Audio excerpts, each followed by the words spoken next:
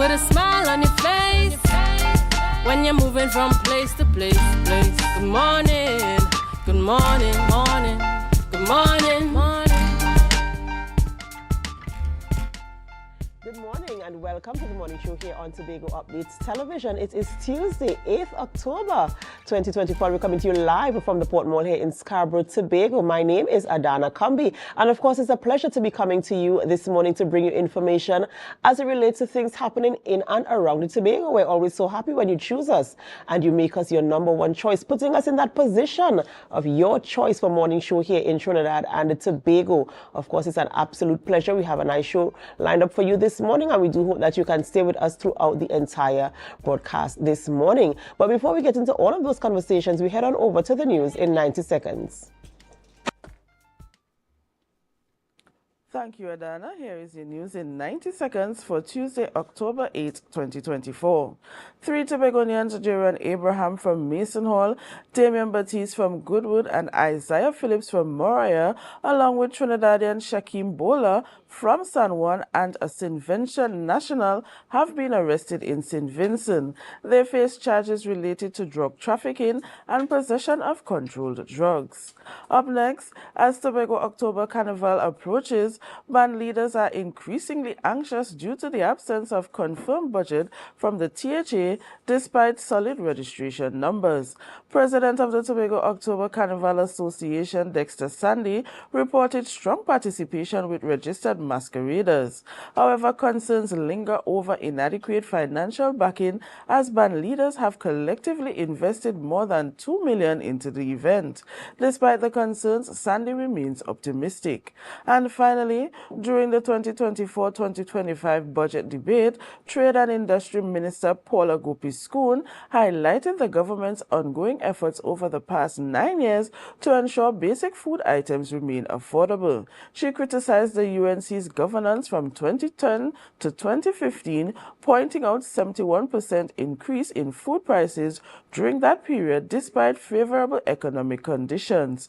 Gopi-Skoon stressed the government's focus on removing VAT from essential items, contrasting it with the UNC's VAT exemption, which she claimed included luxury goods. She also noted the government's consistent suspension of the common external tariff on key food products since 2015, resulting in over $1.1 billion in savings for consumers.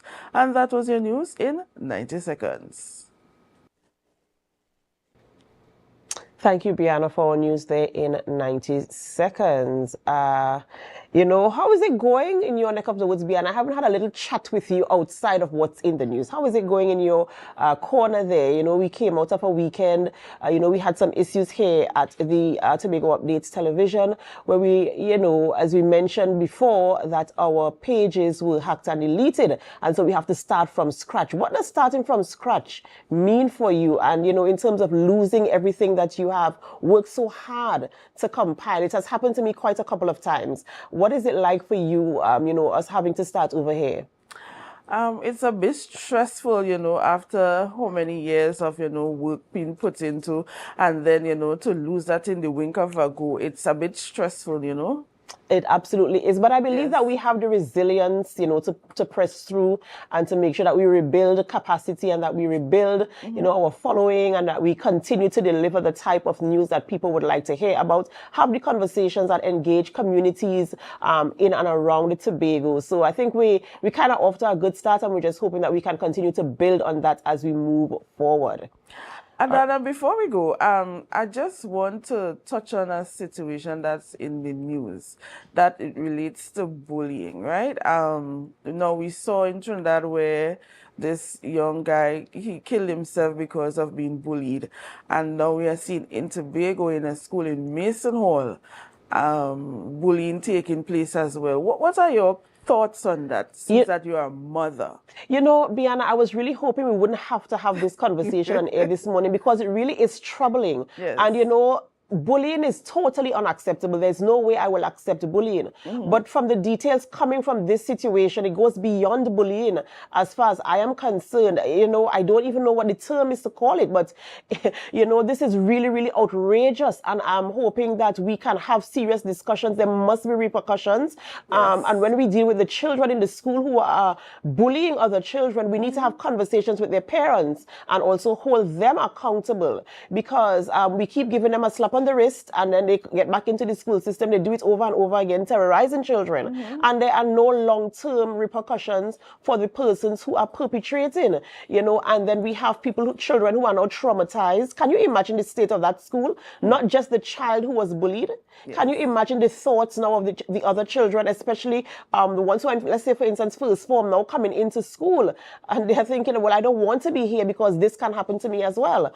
And we need to have serious conversations. We need to put policies in place, and we need to hold people accountable. There must be some type of repercussion, because this cannot continue. It cannot. But, you know, bullying is one aspect of it, but the other aspect is the aspect of throwing the feces at the student. You as a parent, how you know, coming to terms with that, to face the school, face the principal, how would you relate? And this is what I'm saying, you know, it goes beyond bullying. It is totally outrageous, because I cannot imagine having to be called into school to deal with a situation like that has happened to my child, you know, or let's say, for instance, God forbid that my child is the one doing it. How do you respond to something like this? How do you deal with a situation of this nature? And we need to get some type of intervention, and we need to have, the conversation has to be bigger, more intense, and more aggressive, so that we can bring some measure of change. I mean, we are all human beings. We're trying to survive in a space where all of us have to reside. So we have to be kind to each other.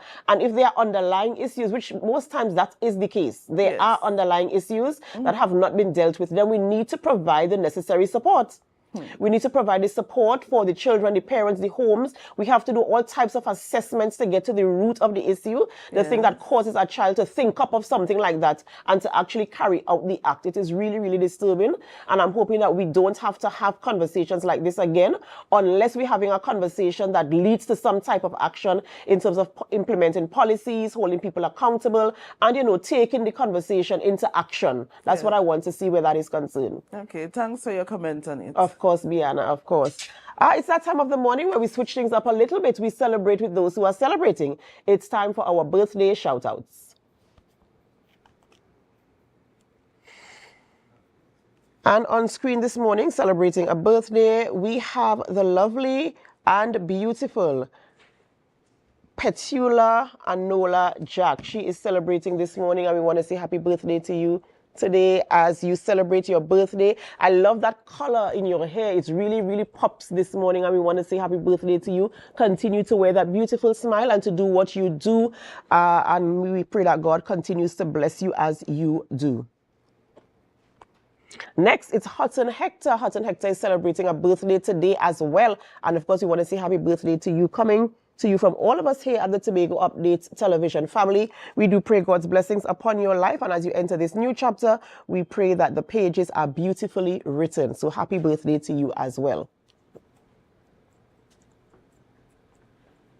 And of course, if you're celebrating a birthday and we don't have your photo, we still join in the celebrations with you, and we wish you a very happy birthday. And we remind you to put God first. Yes, you must give God thanks for life, for no man can give life unto himself except God gives life to him. So remember to give him thanks and praise for life.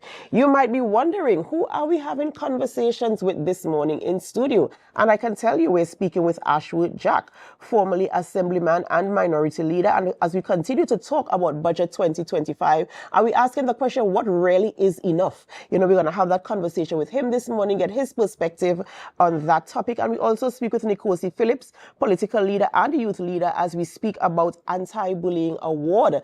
Isn't it ironic this morning? We're going to have that conversation as well. And of course, we will bring up that issue that took place here in Tobago as we have that conversation with Nkosi this morning. So we do hope that you can stay with us as we go through the topics this morning of discussion. discussion. And we're so happy wherever you're viewing us from this morning, whether you are right here in Tobago, whether you are in Trinidad, the Caribbean region, the United States of America, Canada, the United Kingdom, the continent of Africa, the continent of Asia, or even Australia. We say thank you so much for choosing us and for being here as we have these conversations this morning. And we do hope you can stay till the very end. But before we get into all the talks, we have to go for a break.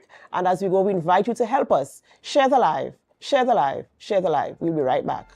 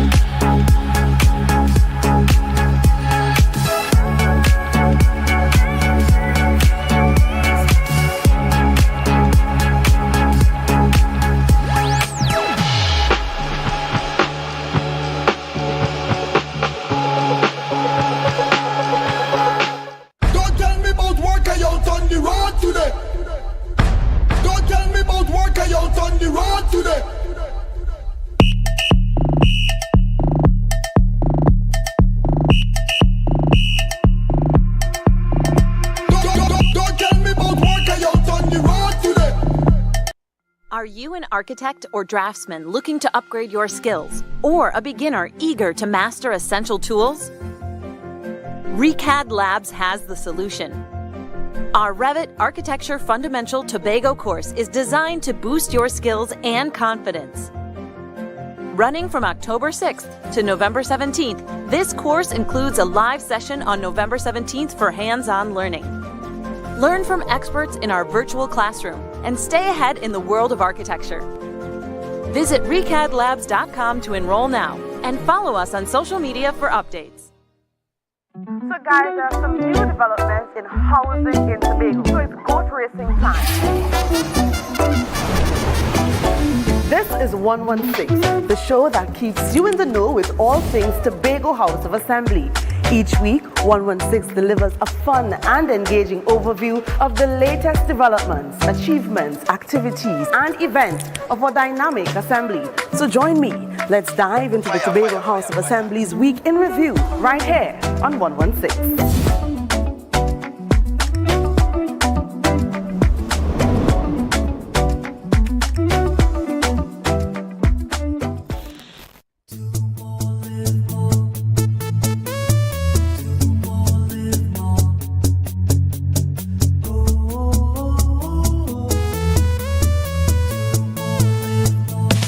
How it's gonna go. They better look up below, 'cause this is your show, and everybody's gonna know. Say it to them once again. They better look up below. This is your show, and everybody's gonna know. That's how it's gonna go. They better look up below, 'cause this is your show. Tobago Glass Supplies has been a leading name for over 37 years in the glass and aluminum market in Tobago. We provide an extensive range of high-quality, innovative aluminum and glass products for commercial and residential use. Competitive prices with superior and professional services by committed employees who are guided by rigid quality standards. Tobago Glass Supplies specializes in the manufacture and installation of glass and aluminum products products that are essential to today's homeowners and the business environment. We are engaged in marketing, sales, and installation of a variety of products. These ranges from windows and doors to necessities such as mirrors for homes and vehicles, designed and manufactured in-house or imported.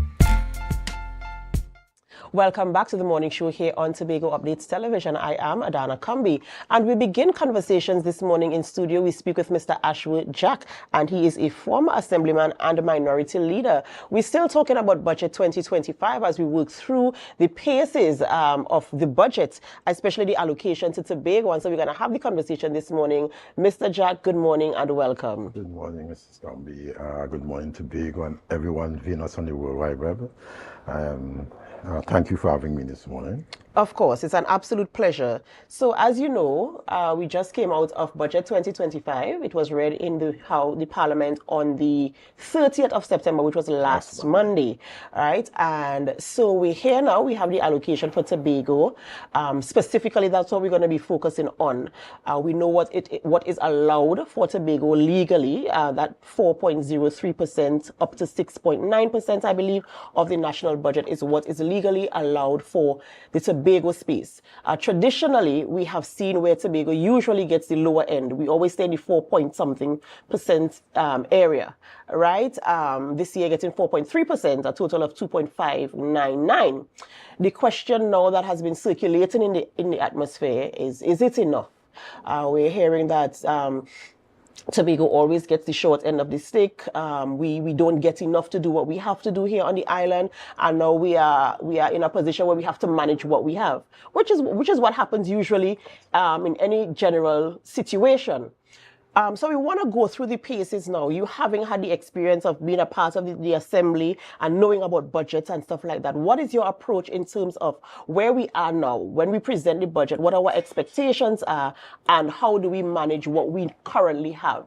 It's going to be, I want to say a couple of things. One, we have grown accustomed. There's a comfort zone that people get locked into that we need to look at.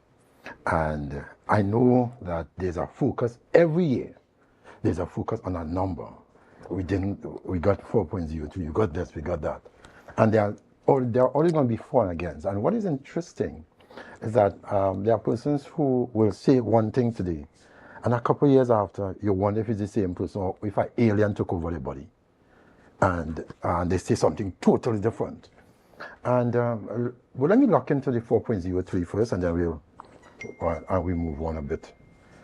The issue of Tobago's allocation, as I hope every Tobagonian is aware of by now, came to the fore in Act Number 40 of 1996.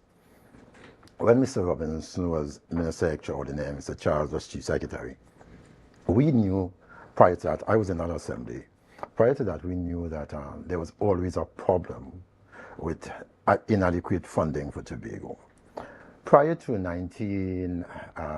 2000, yeah, thereabout, 1999, 2000. I think it came out in October 2000, the Dispute Resolution Commission ruling. It was taken by Mr. Charles to the Dispute Resolution Commission in 97, 98, but the ruling only was given in 2000. Tobago's allocation to the budget was 2%, between 1.8 and 2% of the national budget. So Tobago have been traditionally underfunded. And one would have expected, because of that traditional underfunding, in order to fix that kind of situation, that you was going to have an overcompensation kind of situation. Of course, that did not happen.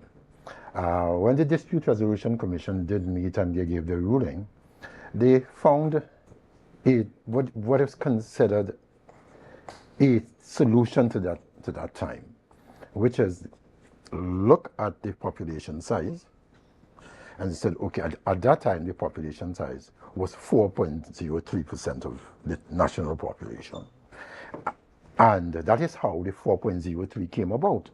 A lot of people don't know that.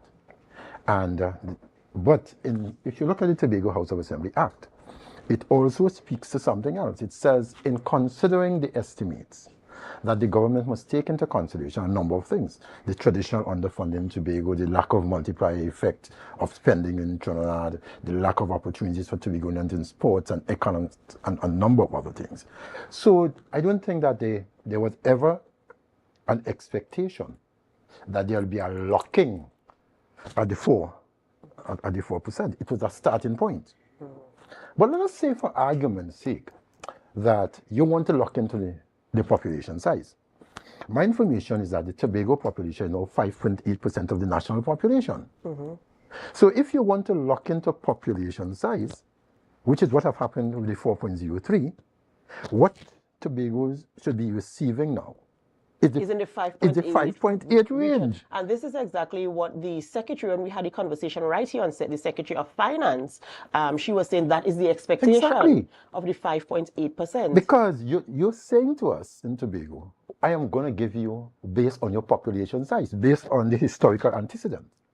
And so when you decide that I'm going to stay at 4.03 or 4.3%, you are admitting that you are underfunding Tobago by your own admission as to why you have the consideration isn't given to the entire population of the island. Because that is what you locked into, because it was in your best interest to give us 4%.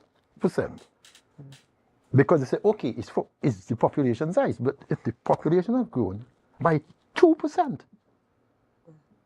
so you understand, Tobago is actually underfunded to the tune of $1 billion a year. Because it's almost a 50% increase in population size, but there have not been an increase in the funding to take care of the population. That the Dispute Resolution Commission did that and said, okay, this is the mean, and that is why the range was set 4.03 to 6.9, because it would have anticipated growth in population and stuff like that. But the successive governments have kept it let me lock you into 4.03. And this was done, you said, in 2000. Yes. Right, in 2000. So if the population, the assessment was, or the projections was, the population will increase, is it now that another assessment has to be done? Not necessarily, because there's a range. Okay. There's the 4.03 to 6.9. Okay. And when we get to 6.9 of the population? No, when we come into that, we come into that. And so you see, because you see, the Dispute Resolution Commission could be triggered at any time. But I want to go past, I'm using the present day situation, the present day underfunding, and how easy it could have been solved. But that is not all. Historically, there have been an attempt to keep Tobago in its place. And I know you made a comment earlier, so I just want to show you a couple of things, because I'd like to back up my acquisitions with facts. Some of the things that we looked at in terms of additional funding for Tobago, the growth of Tobago economy, had to do with how you fix tourism. And I know somebody going to tell me, oh, we built a new airport. And I am the first person to congratulate the framers of that. But if you look at the budget in 2025, the 24-25 budget, an airport that's supposed to be opened within the next couple of months, there is not any provision for a mass rollout in terms of advertising Tobago outside of Trinidad and Tobago to bring passengers into an airport that there's a boast that will hold, could turn around 3 million passengers per year. So yes, we're building the massive airport, but the budget does not reflect any planning, because you have to start to advertise Tobago and its ability to take all these additional persons right now. But if you go back to 2012, and when there was an attempt or a decision to open the airport until 2 a.m., that was championed by me, and then get killed for it. And let me just show you something. This is January 2012, the 27th of January 2012. Airbridge to begin 24-hour operation next month, February. February, this is the minister, then Minister Devant Muraj. February 10th, 2012. 24-hour airport, not a good idea. You know who said this? The Minister in charge acceded to our request to have a 24-hour airport. The then Secretary for Tourism, the Tobago House of Assembly, Mr. Neil Wilson, came out and said, no, I don't like the idea of the airport being open that long. And if you go to the budget of 2013, the 2012-2013, the 2013-2014 budget, the part of the achievement of the Assembly in that year was that there was an increase in persons traveling between the Isles of Trinidad and Tobago. And they had the audacity to go back in that same document and write that the 24-hour airport played a major part in the number of tourists that came in the period. Now, you said it wasn't a good idea. But I mean, see, a wise man seldom changes his mind. A fool never does. So it has proven that there's some wisdom that came out of it. They saw the benefit of it. But did they? Because as soon as there was an opportunity, we went from a 10 o'clock closing in the past to a 2 to 3 o'clock closing in that period, 2013 to 2019, 2020, around COVID. And then COVID was the opportunity or the excuse given to shut the airport early. And Which COVID, is still a challenge also up till now. COVID is finished 2 years. The airport is closing 8:30. The last flight is leaving 8:30. Now,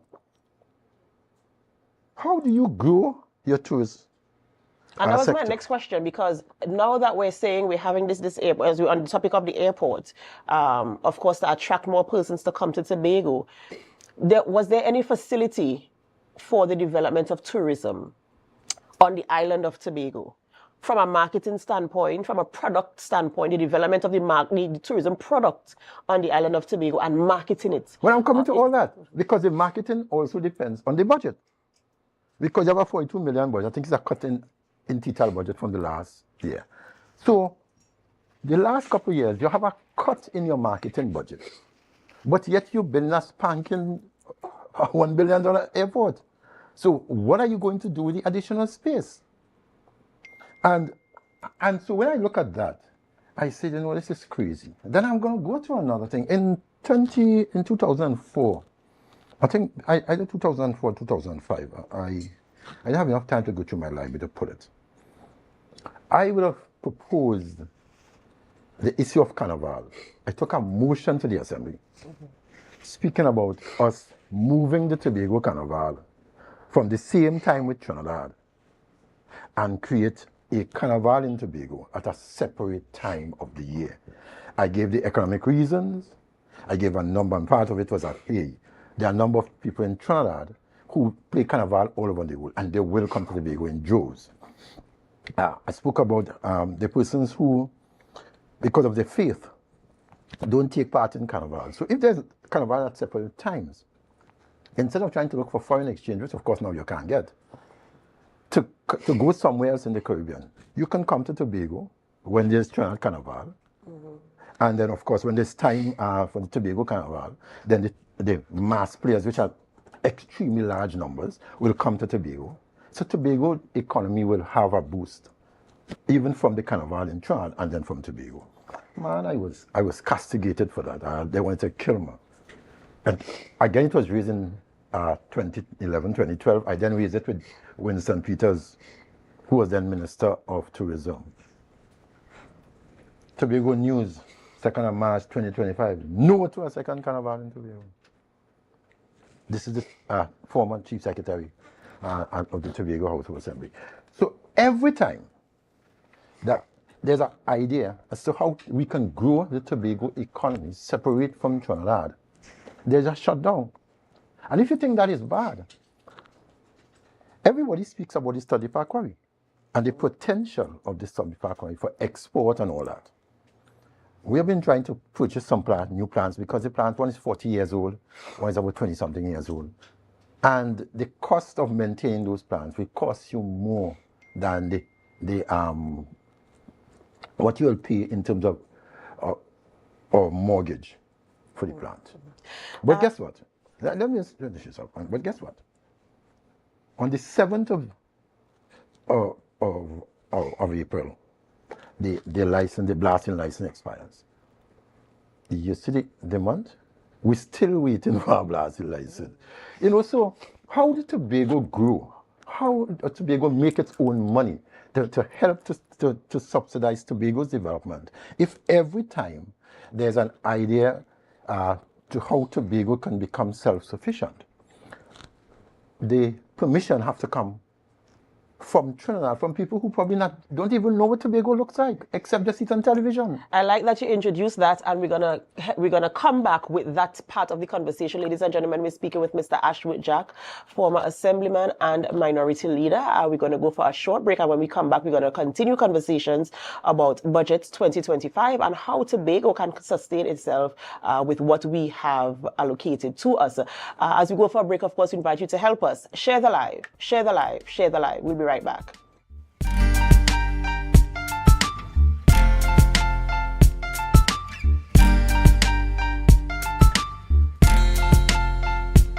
Attention soldiers, are you ready for the ultimate mission for Tobago Carnival? It's time to gear up for Army Fed Operation Rocks Glow. I feel like I'm running tongue again. No place like home. Hold on in the center, hold on in the center, We're taking the vibes out to the countryside, where a premier cast of live entertainment will be pumping all night long. Army Fed Operation Rocks Glow. Join us on Thursday, 24th October at the Sid Grace Sporting Complex, Roxborough, for the high-energy Wear White Soca Bashment Rocks Glow. Army Fed Tobago. Operation Rocks Glow. Swap down, track 7, Tobago, have a plan. Let me go now. Yes. Yes. Let me go. If you want life in the islands, come through Tobago. Come through Tobago. Escape Tobago. If you want vibes in the islands, come through Tobago. Come through Tobago. Escape Tobago. Wanted this all of my life. One place with all of my life. Everything that I need is all on the island. You can come in, stay more than a while. So go catch your friends, bring something, and pack up your bag, let's go. If you're looking elsewhere, na na na na. If you're going elsewhere, na na na. Oh yeah! I said I can't wait for Tobago in October. Embark on an adventure to the greatest little island on the planet. Tobago invites you to ritual, revelry, and relief. Whining in the Bago sun, having Bago fun. morning, they go drinking rum.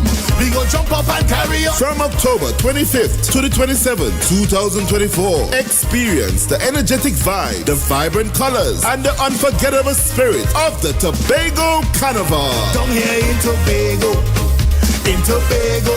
Whether you're tripping down the road or marveling at the beauty and creativity of our artisans, Tobago Carnival is an adventure. I said I wait and I wait and I wait and I wait for Carnival to come.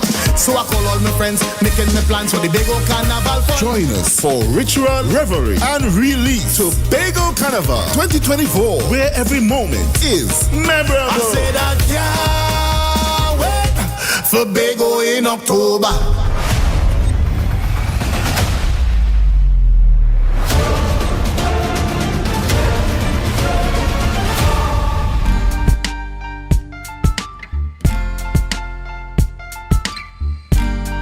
Put a smile on your face when you're moving from place to place. Good morning, good morning, morning, good morning, morning.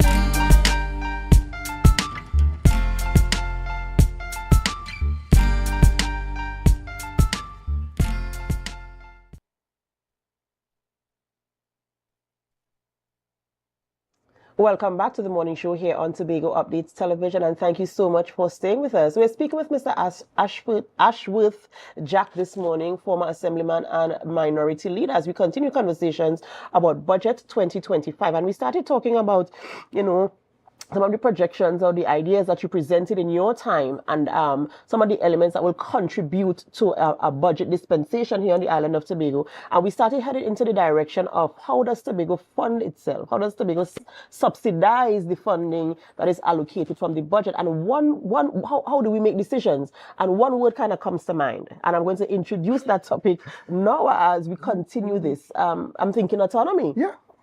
I don't think that there's no other direction that Tobago can go, because as we started speaking about the license and permits and stuff like that, if someone who don't understand your plight have to give you food, make decisions for you. well, it's the same thing. Right. They're giving you food and saying that this is enough food for you. I don't think you need this today. And that is what is happening in Tobago. Tobago, every time there's a permit, there's a license. Those licenses and permits have to come from some agency, some ministry in Trinidad.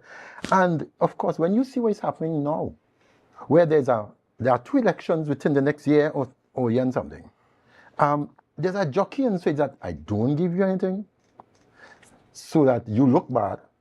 It has nothing to do with the island's development. And this is not new. I am seeing this fight as different. It's a Tobago fight, but Tobago people need to understand that this transcends your organization. But unfortunately, but true, that have not happened. I can go way back to 1977 when there's an organization in Tobago that still exists that says Tobago don't need internal self-government, right? And fought it. In 2012, it is that Tobago don't need all that power. There was an introduction of 8 to 10% of the national budget. In 2012, I remember the then Secretary for Finance said, okay, you said we're going to give you 8% if we have this autonomy. Give us the 8% now. We need the 8% because the development money is not enough. And I have heard him on this station a couple of days ago say, no, Tobago get enough money. The same person. So they're talking from both sides of the mouth. And that is not, this has to transcend the organization and the individual. We have to look at the bigger picture. We have to look at the island of Tobago. Because democracy is as such that today you're in power, tomorrow you're out. Today you're into. When you come back, what are you going to say? Or if you come back, God forbid, what are you going to say? No, the thing about it is, you're right. You're in today, out tomorrow, you never can tell. And the decisions made in Tobago are supposed to be for the benefit of all of us who reside here, or all of us who have interest here on the island of Tobago. The conversation of autonomy can only be carried by those who have the authority to carry it. Of course. But is it the population of Tobago can apply that type of pressure? Okay, I was just going to come to that. I think we seem to be thinking along the same lines. You know, this morning, I was thinking, where do I want to go with this interview? And the first thing that came to my mind, and I have it written here, was freedom and funding. Anybody who control your funding, control your freedom. And anybody who control your freedom, control your funding. So they're interrelated. They can't be separated. The freedom to make decisions is what will determine if the oil and gas in Tobago's water could be monetized by the people of Tobago, or somebody in Port of Spain makes that decision. The funding to take you to international court is going to determine if I could fight you or not, because you ain't going to give me money to fight you. Correct. So it's a kind of oxymoron when you think about it, right?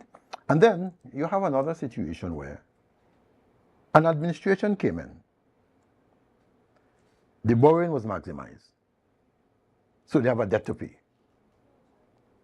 And then you have about $1 billion in debt for contractors, separate to the borrowing.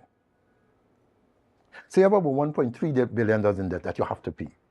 But yet your development budget is between $300 million and $250 this year.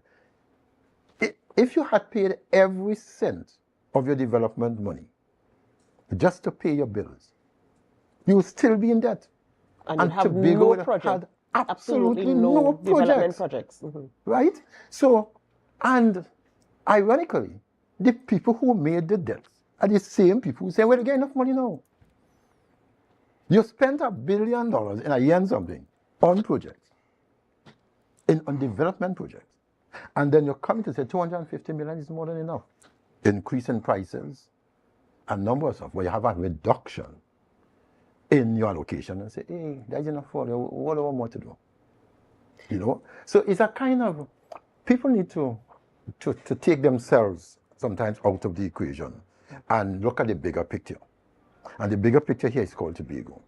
And what saddens me about this is that this fight has been going on from Jamie Bigart, APT James, A&R Robinson, Hochoy Charles, Jeff Davidson. It's coming all the way down, and we are in not much a better position. Let me just throw two other things into the mix. Anybody who remember when the A&R Robinson International Airport was under construction? It was during the time of 86 to 91. And the Scarborough Port, Deepwater Harbor, the extension into a Deepwater Harbor. The same organization was telling you, you're wasting money, it's a duck pond. Then they went and said, Robinson spending all Trinidad money in Tobago to build the airport. So every time there's an attempt to bring Tobago up to a place that it can compete with the rest of the Caribbean, we are told that the project is a waste of time, a waste of money. And the thing is, how do we as Tobagonians live with ourselves? You know, I want to go back a little bit on the topic of autonomy, because I think autonomy is very important for the Tobago space, for us to be able to make the types of decisions that will cause Tobago to move forward, to progress. And, you know, I introduced the notion, the people who have the power to carry the conversation, do they have the type of pressure from the population to say, hey, this is that conversation that we must have steadfastly every day, every opportunity you get, pressure the people who are going to sit with you for us to get to the point where we can have our autonomy. Is the Tobago population actively engaged? Do they understand what autonomy would mean for us here on the island of Tobago? And do they understand that they have a voice in terms of saying, yes, we want our autonomy and this is what we want? Have they been involved in the conversation, consultations as we like to say? Have they been involved in the conversation and be made aware of what is at stake here? Should we never get our autonomy, we're always going to be in this position. So is it that we need to have the public education, get the involvement of the 60,000 of us who reside here, even the children and all, get them involved, have an understanding, educate them. This is what is at stake if we don't get our autonomy. So let's ride hard and make sure we get it. You know, I'm smiling. I'm smiling because of how right you are about the involvement of the population. The population seems to be too disengaged. And that is in part because the population doesn't have a full understanding. You speak to people and people are locked into their political ideologies. There's a DNA that people don't want to get to break out of at all. And you're talking about involving the children. And you're so right. Because we always think that children don't have a great enough appreciation for what is taking place. And that is not true. My own experience, that I got involved in politics at 11 years old. And I was attracted to the idea of internal self-government. I was going to Scarborough Boys Anglican. When you coming down Robinson and Murray and Sidmond Murray and Hochoi Charles and the whole works, we're there in those James Park and what you all now call the Public Bank Car Park, which was then called Uptown Car Park, because it's really a public car park. There was meetings there so often in the evenings, speaking about Tobago's autonomy and what the importance of internal, well, it was then called internal self-government and all that. So young people were more involved. I think we are less involved now than we were 40 years ago. I totally agree with that, and I feel that there are so many other distractions taking place that is not allowing us to focus on the things. Is really holding us, can I say, hostage, because we have to move forward from where we are. Because I tell you what, a budget will be read next year, and argument. the conversation would be the same until something changes drastically and dramatically. The conversation will remain the same. And I tell you what, every single administration, when they receive the budget, we don't have enough. And when they are not in the administration, what you have is enough. It's the same conversation that we're going to keep having over and over and over. And to me, that is the remedy for insanity, because we keep doing the same thing. So let us now change the conversation. Expecting different results. Let us now change the conversation, right? If you had the position, the authority to make decisions, you are the one receiving the budget for THA, right? You have this amount of money. These are the projects. Of course, we went through having to prioritize what you're supposed to, what you want to get done first. We know we have to do that. In fact, the Secretary of Tourism was here and she said, we will manage. You understand? No, and that's a problem. I have a problem with that. I have a problem with people saying to the world, I don't have enough money, but I go manage. Manage how? Manage with what? If you have to advertise... The same process, I believe, but okay. Oh, if you have to... And we become too comfortable, we accept. Well, what I going to do? Is that throw up your hand in the air kind of thing? What I going to do? We going to manage. We would not manage. We have not been managing. We have not been able to grow Tobago economy because there have not been enough effort and money to grow the economy. We are not managing. So where do we go from here? Exactly. And so there has to be a whole education program. And it has to be different. A number of the persons who will never have these conversations are young guys and things sitting on the side of the road. And how do you how do you make this conversation meet them? Appealing to them? And you have to meet them where they are. You can't go in jacket and tie, you can't go in, you have to go, if you have to sit down on the pavement with them, you have to sit down on the block, you have to, if some of them will walk away, there's no two ways about that. But the leaders of them, you have to first find who those leaders are. Let me tell you this. A lot of people think that the people we elect are the real leaders of this society. They're not. The real leaders of society sits sometimes, it's a little boy sitting on the, who, when he say, fellas, we are listening to nobody, everybody gets up and walk. You have to be able to meet them. And when you can meet them and you start to converse with them and let them see the benefit of this to themselves, to their children, then you find they sharing some of the things with some of the guys and they're going to listen to them more than they're going to listen to you. And then when you have them, then they will tell you first, hey, you have a meeting, let me go to the meeting.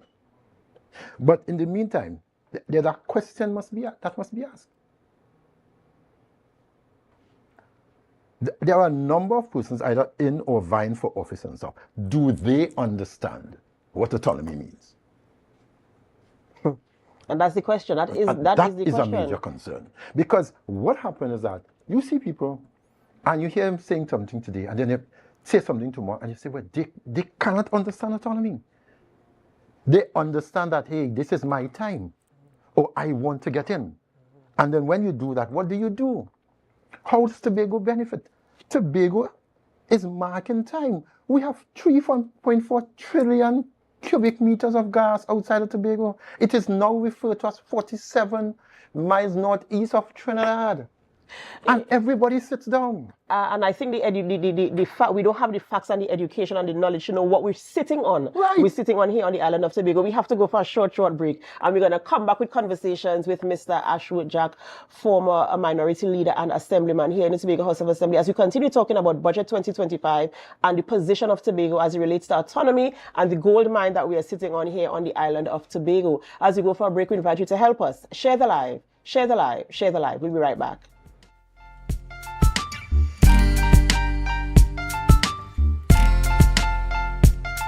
Tobago Carnival is just around the corner, and Bethel Credit Union has you covered. Whether you're prepping for costumes, parties, giveaways, or a staycation, it's all within your reach with our Carnival loan sale. For as little as $900 a month, yes, $900 a month, you can get the funds you need to make this Carnival season unforgettable. At Bethel Credit Union, we're here to make your celebration dreams a reality. Visit us today or call 639-8226 for more information. Normal lending criteria applies because we see you at BCU.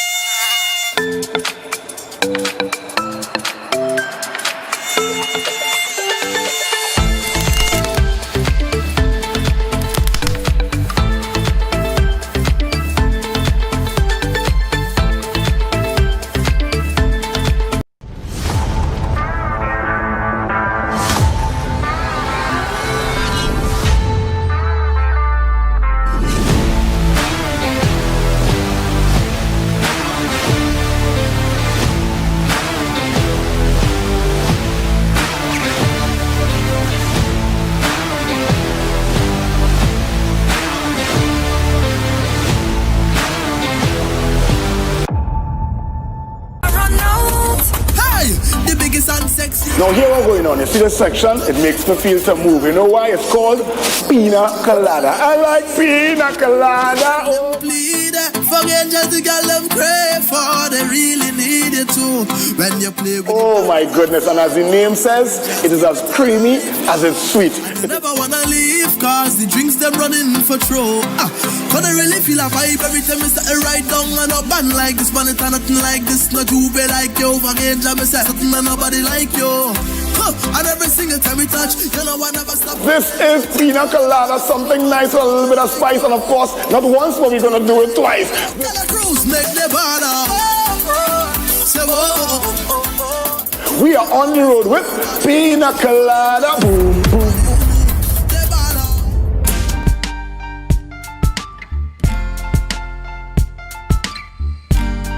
Put a smile on your face when you're moving from place to place. Good morning, good morning, morning, good morning, morning. Welcome back to the morning show here on Tobago Updates Television. We're just about 7:52 a.m. So if you get into work for 8 o'clock, you should already be pulling up at your office and heading upstairs to your desk. If you're not and you're still on our nation's roads, remember to drive safely, get the children off to school in good, safe condition. We continue conversations this morning, speak with Mr. Ashwood Jack, a former assemblyman and minority leader. We were talking about Budget 2025. We touched a little bit on autonomy. And now we want to talk about the gold mine that Tobago is that we're sitting on right now. So let's get into the assets of Tobago and how we can monetize these assets so that we don't have to be so heavily dependent, or rather, when the budget comes in and we're not satisfied with the figures, we have a means of subsidizing so that we can embark on the projects that we need to here on the island of Tobago. No, we see there's another problem with that, right? There's another problem. There are two things that we can do to deal with that. The issue of having companies that is separated apart from the THA is commendable. I will commend both administrations for that. Commendable. But when you have a situation where all your license and all that have to be gotten outside, they can determine, and not making you make no money, which is what is happening now. You want to borrow money, you have to show that you could pay it back. If you can't get a license, how are you paying it back?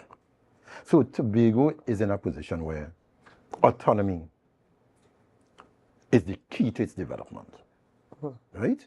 And if that is not done, then Tobagonians have to take to the street. Tobagonians have to understand this is what we are being denied, and we take to the street. And then Tobago have to be able to look at the size of Tobago, because for most of you who don't know, the majority of people think Trinidad is bigger than Tobago. Trinidad is not bigger than Tobago. Tobago is much larger than Trinidad. And for students who watching me and saying, Mr. Jack, crazy, 1864 compared to 116, let me explain. Countries are no longer determined by the size of their land space.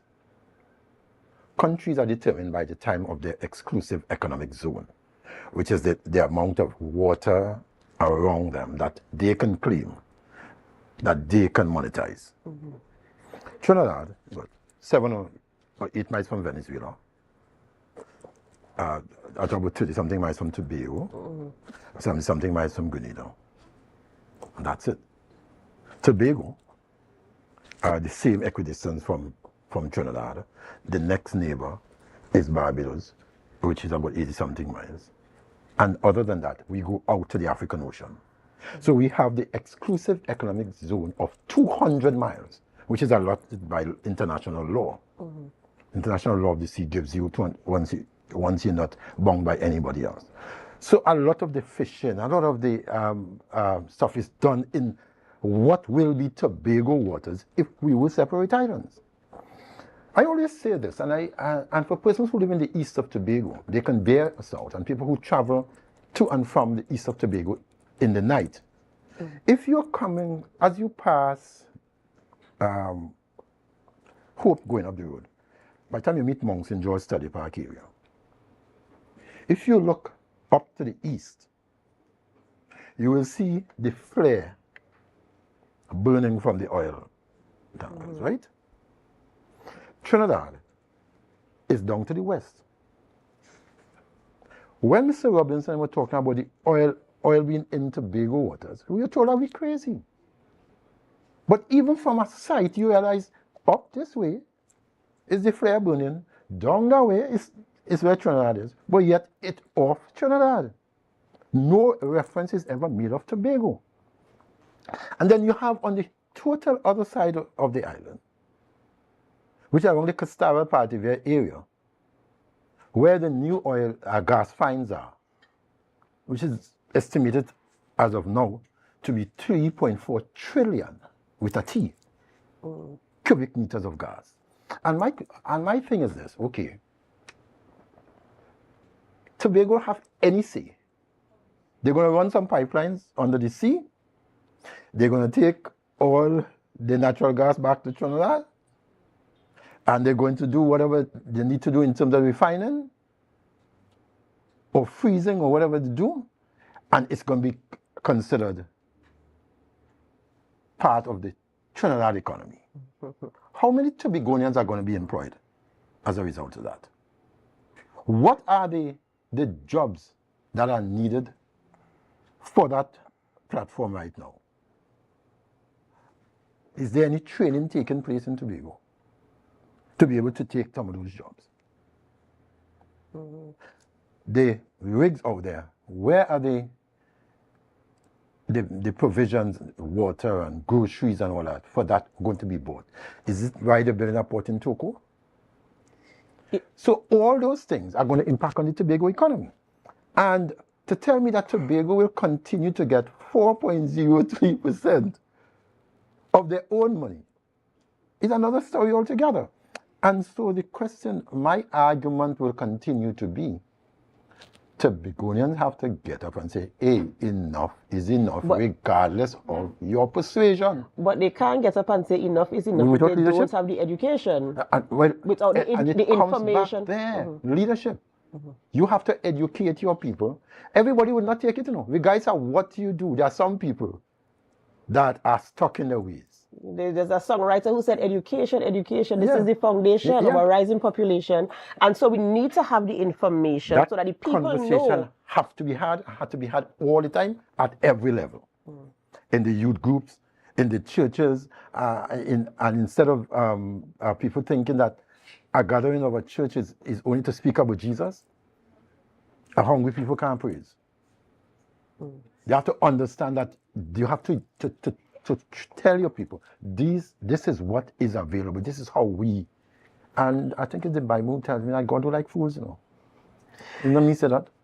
We have to actively engage in these types of conversations. I totally agree, so that we know what our rights are. We know what we have accessible to us and what we're being denied, so that we can fight actively for... If you don't know what you have, anything is enough. And that's what you're seeing here.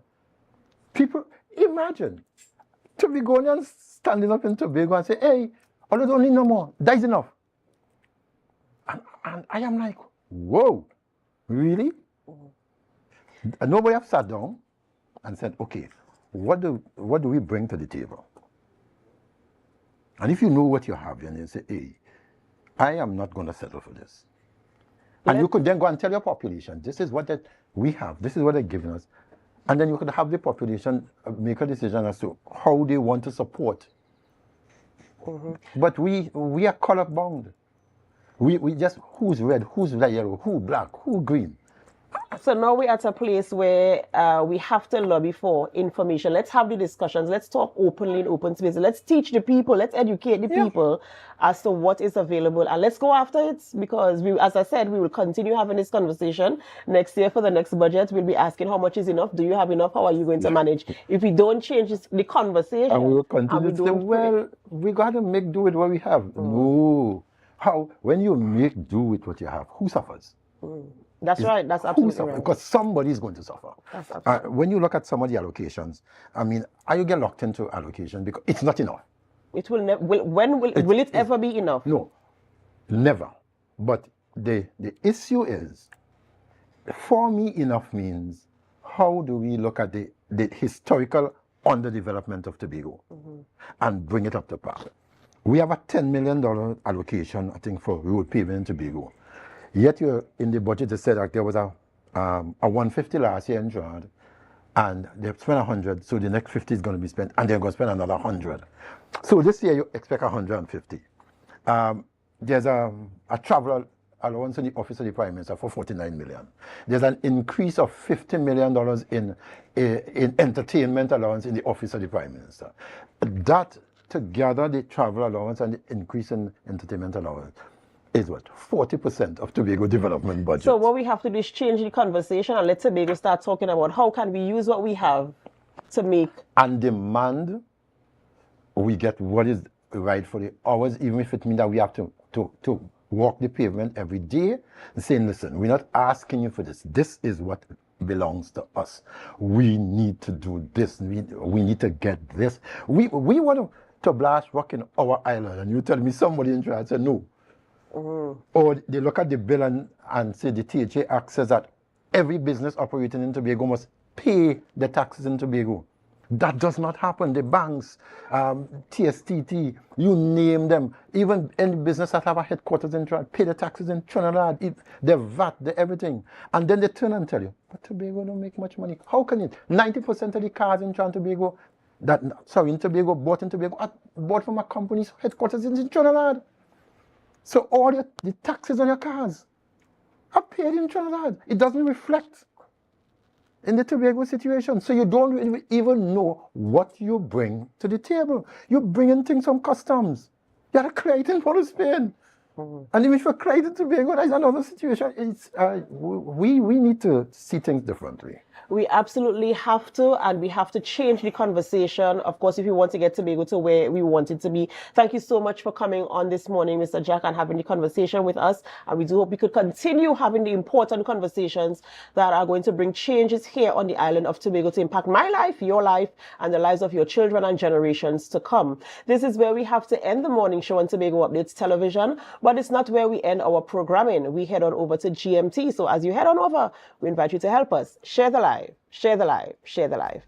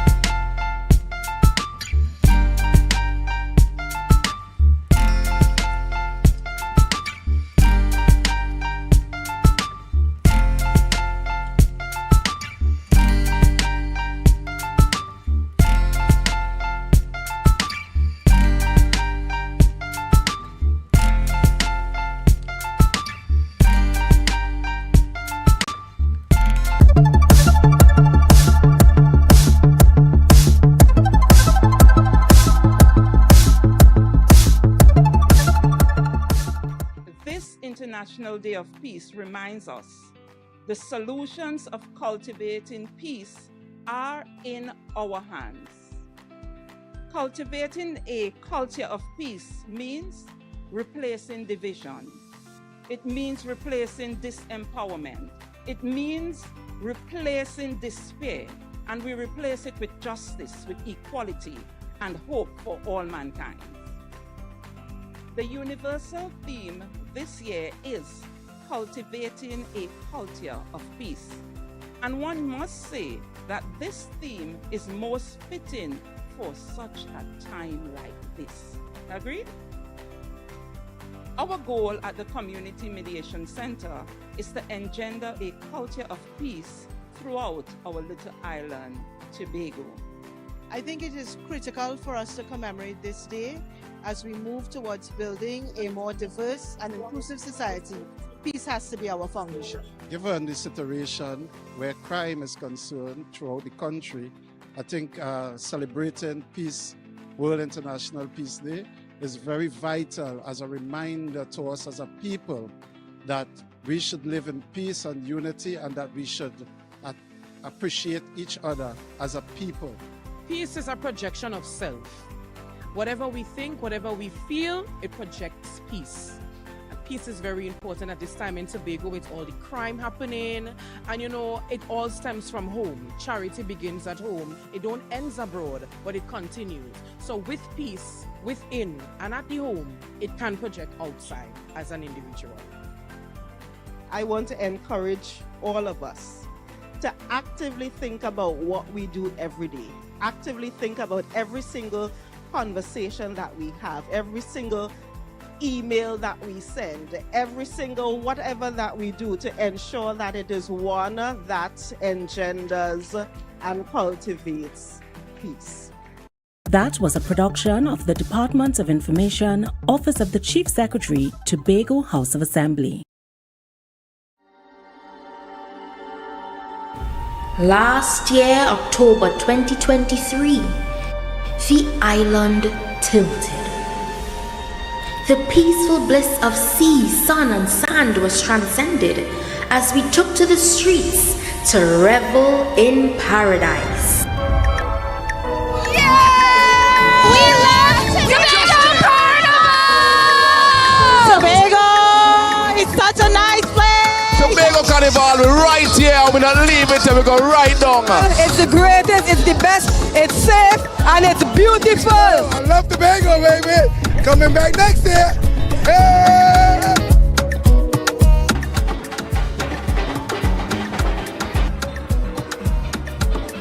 Playing pan on the streets is a magical experience. When the band strike up, is rhythm, steel, and powder. This is Tobago Carnival, pan in paradise. Tobago is the best. Tobago Carnival is the new home for the legend of Calypso.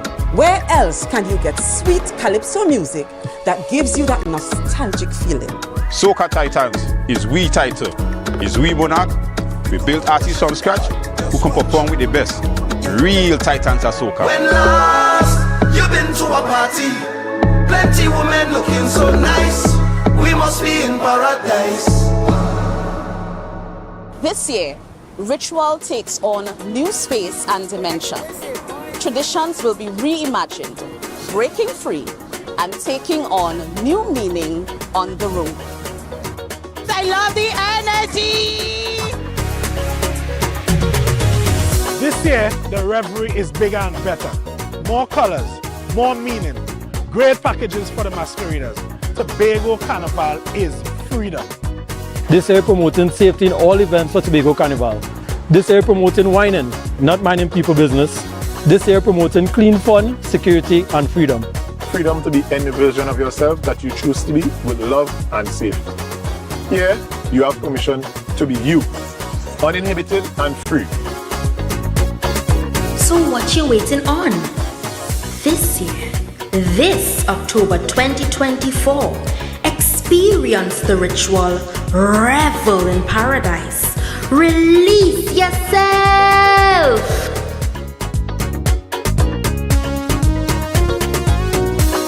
From from the greatest little island on the planet. This is the Tobago Carnival 2024. Every time, every time, every time, yeah. Every single time.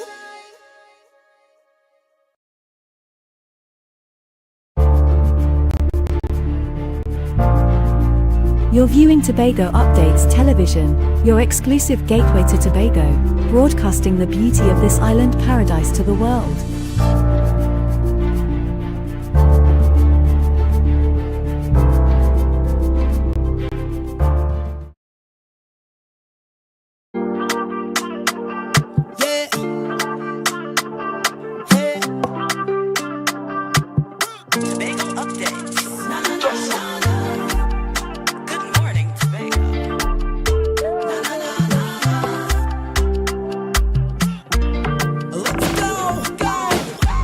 It's a brand new morning, rise up to a brand new dawning. As the passion start to rise, the energy fill the skies. I say thanks for favor to wake up and hear my neighbor. 60,000 people strong, and the vibes is never wrong. We are beauty, we are power, we are people in the sun. We are beaches, we are rivers, we are melanated ones. We special and there is no denying. Tobago is number one. I am you and you are me. Together we stronger. Good morning, Tobago. Good morning, Tobago.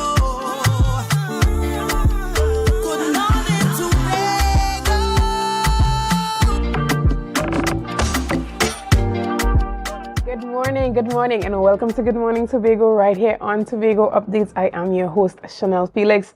And you know, whenever you see me sitting here, it's because we're about to have those conversations that you want to have while I ask those questions that you want asked.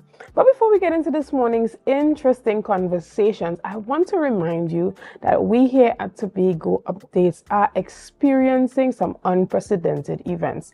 Now, last week, at the end of the week on Friday, we experienced a hack where we lost our main Facebook page. So that means that we lost about 45,000 of you who were active followers on our Facebook page. So we're asking for you guys watching this morning to play an active role in helping us to rebuild and to get back up and out there. Now, the role of Tobago Updates here in Tobago is to help with Tobago's development through active, engaged, and quality media production and broadcast. I'm sure that you enjoy the type of quality content that we have been bringing you over the years. So as we are moving towards the trajectory of growing again, you have a civic duty to like, share, comment, and even as you're watching this live this morning, be sure to take the link and place it on your status, place it on your WhatsApp, place it in any group that you are in to get everyone active and engaged and help us get back to where we were and even beyond. Now, we know that Tobago Updates is coming back bigger and better and stronger than ever. So this is your time right now. I'm giving you 0.5 seconds to share the live, share the live, share the live. Let's get into our news in 90 seconds. During the 2024-2025 budget debate, Trade and Industry Minister Paula Gopiskun highlighted the government's ongoing efforts over the past 9 years to ensure basic food items remain affordable. She criticized the UNC's governance from 2010 to 2015, pointing out a 71% increase in food prices during that period. Despite favorable economic conditions, Gopiskun stressed that the government's focus is on removing VAT from essential items, contrasting it with the UNC's VAT exemptions, which she claims included luxury goods. She also noted that the government's consistent suspension of the Common External Tariff, CET, on key food products since 2005, resulting in over 1.1 billion in savings for customers. Additionally, 3 Tobagonians, Jaron Abraham from Mason Hall, Damian Batiste from Goodwood and Isaiah Phillips from Mariah, along with Trinidadian Shakim Bola from Sawa and St. Vincent National, have been arrested in St. Vincent. They face charges related to drug trafficking and possession of controlled drugs. And finally, the Tobago's October Carnival approaches, and band leaders are increasingly anxious due to the absence of a confirmed budget from the Tobago House of Assembly, despite solid registration numbers. President of the Tobago October Carnival Association, Dexter Sandy, reported strong participation with registered masqueraders. However, concerns linger over inadequate financial backing, as band leaders have collectively invested over $2 million into the Carnival's events. Despite the concerns, Sandy remains optimistic about the success of the Tobago October Carnival. And that was on news in 90 seconds. Now, what happens when the thing that you have been praying for turns into your biggest stress? Now, I don't know about you, but a lot of persons have prayed for the job of their dreams or just being employed. And there are some persons who are in a situation now where they are praying for employment. And sometimes you're standing in an answered dream, in an answered prayer, and you don't know it because it doesn't always feel like it. Today, we're talking about World Mental Health Day, and we're talking about mental health at work. What happens when the work environment becomes a toxic environment and a contributor to much of your stress and anxiety? This morning, we have the privilege of sitting and chatting on the topic. So I want to welcome my ladies that are here in studio with me. This morning, we have Shelly Ann John, who's the manager for the Community Mediation Center. And we also have Dr. Elena Williams, who is a clinical psychologist. Good morning and welcome. Now, as I said in my introduction, for many persons, not having a job is the center of a lot of stress and anxiety. And then they get to the job that they prayed for, and they should be happy about that, right? I now have employment, I now have hopefully a consistent source of income. I can now be a bit more stable, take care of my family and all of that. So a lot of stress should be relieved by that, but instead it's often the opposite when persons enter into work environments that become quite stressful and overwhelming. This year's topic for World Mental Health Day deals with mental health at work. So tell us a bit about that. Okay. So the World Federation for Mental Health selects an important topic of awareness every year that treats with global issues. And the theme this year is It's Time to Prioritize Mental Health in the Workplace. This theme was chosen and voted by participants from 161 countries, and it signals to us that people are experiencing significant workplace stress. So the theme this year deals with how we can be game changers. As mental health advocates, we have to encourage and foster good mental health practices in the workplace. And that's what we hope to bring this year. Excellent. And so this comes with a number of activities that's going to be happening even here in Tobago as we celebrate World Mental Health Day. So tell us about some of the activities that are going to be happening. Our activities, we will be firstly on the mall, that's the Lowlands Mall, and it's Paint the Town Green. We would be there from 10:30 a.m. to 5 p.m. In that you would have activities such as sip and paint, and we know that is one of the biggest things. And sip and paint would go with art therapy. We have stress, depression, and anxiety tests. We also have blood sugar and pressure testing, nutrition. We have mediation, relationship counseling. And when we hear relationship, we normally think of couples and marriage, but we have other interpersonal relationships which would create some sort of stressors. And those relationships would be among your co-workers, with management, and also with your close friends, your circle of friends. So we have some of those interpersonal relationship counseling. We have sexual health counseling, and I know the HIV unit is going to be there. We also have the Employee Assistance Program, which we call EAP, and EAP is critical to workplace stresses, and this is one of the things that we encourage persons to partake in. We have spirituality counseling, where we'll have about 3 or 4 different religious leaders having their own booth, where you can have that opportunity to look at your life, your mental health from a spiritual aspect. And we also have financial counseling. We have live games, but I'll leave that for a bit later because that is a big part of our mental health also. All right, and I see that you have the EPA there. EAP, sorry. Yeah. EAP. Just to add to what Ms. John said, the concept of the event is that we have a mental health village. And we know that usually when it comes to health fairs, the focus tends to be more on our physical health. We wanted to have an exclusive health fair that was really tailored to mental health. So these stakeholders that you see listed here, these events that we have planned, are evidence-based factors related to the improvement of mental health or the maintenance of good mental health. And some of these factors actually lead to poor mental health when we're not in a good place. So for example, financial stressors, that's a leading cause of mental health issues, especially stress and depression. We also have relationship counseling, and we know from experience that relationships tend to be a major stressor for people. So the mental health village is an opportunity for people to really get the exposure to the different areas of mental health and how these things can work together to create a better balanced person. Okay, so Dr. Williams, tell us, would employees be able to leave work to go and participate in the event?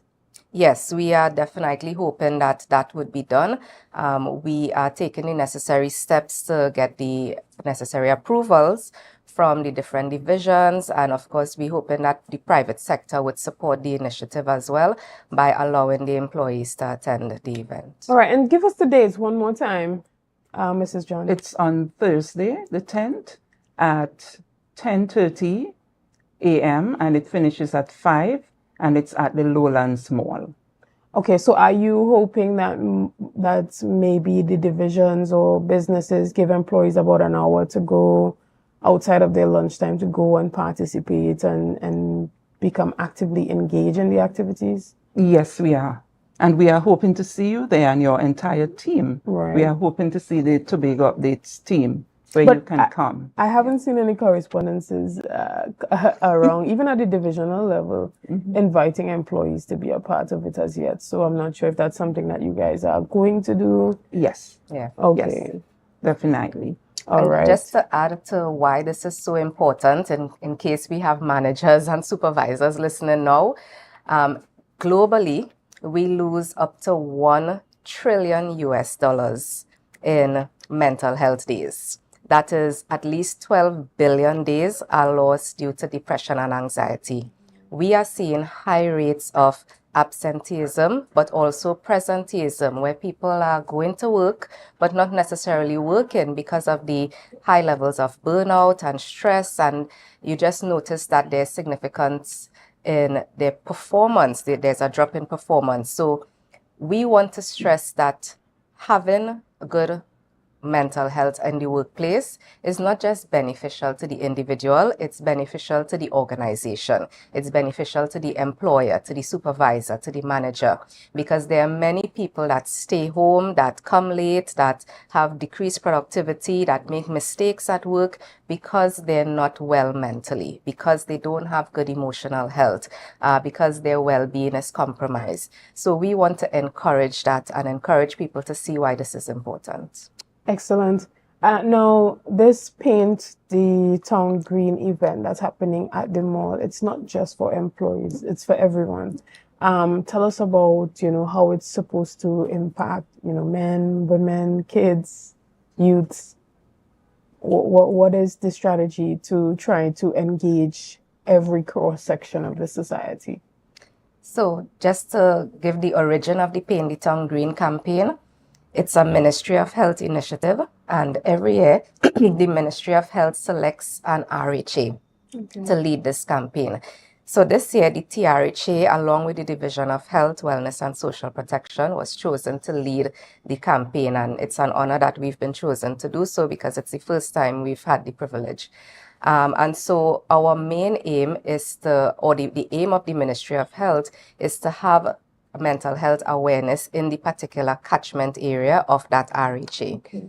Our aim is to have activities and events that cater to a wide cross-section of people, and you have the opportunity to go to the booth that is most relevant to you and to engage with people that have years of experience in this field that could lead you through your own experience with mental health, whether you have a mental illness or not, or you're on the spectrum somewhere. All right, thank you so much. Now we're going to take a quick break right here, and we're going to be back right after this. So see you soon.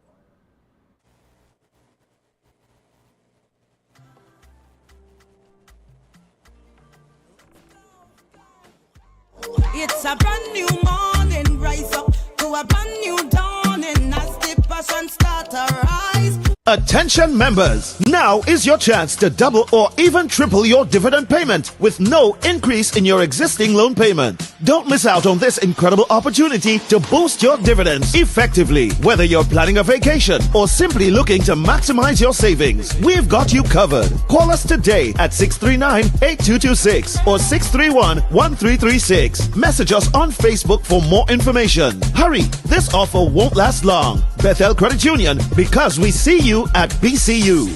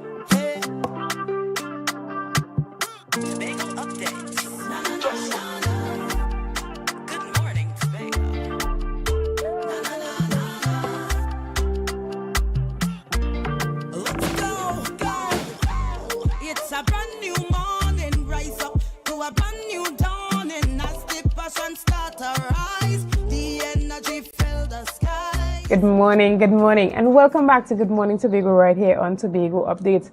Now, we have been chatting with the ladies of the Division of Health, Wellness and Social Protection, and we have been talking about mental health awareness as Tobago celebrates World Mental Health Day and all that's included in that.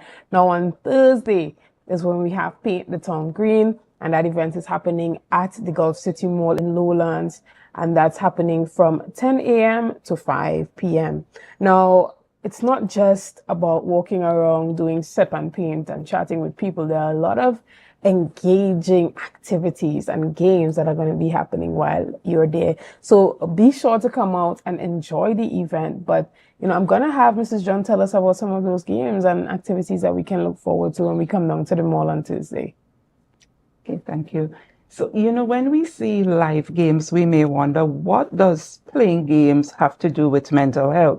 But playing games is critical to our mental health because what it does, it helps with emotional resilience, social connection, that bond, playing together. Even if I know Dr. Williams, if once she's playing a game, she has to win, right? Playing together. But just that whole, and it gives you good stress, it gives you bad stress, good stress. is what is important. Right. Mental health deals with stressors, but games create good stress. It's a stress reliever and relaxation. It helps with problem solving, and it helps with your cognitive development, and it helps with depression and all those things. And we know of that old proverb that the family who prays together stays together. But there's also the family who plays together stays together, because it creates a bond and a connection that is like no other. And we also know that all work and no play makes what? Jack a dull boy. So we will be having games such as Ludo, and we have the giant games. So we have Ludo. Those are some board games. We have Jenga, Snake and Ladder, Twister, and please come out to see our secretary, because Twister is one of her favorite games. Last year, she would have been the champion at it. So if you want to compete with her, you can do that. So we have Twister, we have hopscotch, cornhole, ring toss, tic-tac-toe. We even have some mini golf for you. Okay. Yes, we have all of that. And you have this opportunity just to de-stress by playing some games and just focusing on you as an individual and your teammates, and just to have some healthy fun. I mean, so that would be interesting to see the different divisions, have a team represented there, you know, being able to see which division might be able to come out on top. But when we talk about mental health in Tobago on a whole, have you seen a shift in regards to how persons view mental health, having the mental health conversations and acknowledging it as being a real part of the human existence, as opposed to it being as a result of a person being deemed quote unquote crazy or having had a spiritual attack based on the culture and the climate that we live in? I would say that our perception of mental health is slowly changing. We are not where we need to be as yet, but during the COVID-19 period and post-COVID, we definitely had an influx of people seeking mental health treatment, both at the public sector and privately. And this is because anxiety and depression rates went up significantly. So I think due to the COVID-19 pandemic, people had a better appreciation for how important mental health is, and they are more willing to accept treatment for mental health conditions. However, we still face challenges where there are barriers to treatment seeking, with people still stigmatizing mental health. It's still poorly understood, and as you said, a lot of it is attributed to demon possession, witchcraft, obeah, all the things in our culture that we associate with mental illness.